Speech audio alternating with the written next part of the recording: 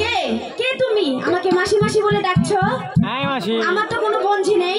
শোনো মাসি, বঞ্জি নাই তো কি হয়েছে? আজ থেকে আমি তোমার বঞ্জি, তুমি আমার মাসি। আচ্ছা, তোমার সাথে এটা কে? তোমার ছেলে? মাসি, সুবহানাল্লাহ, এসব কথা তুমি বলো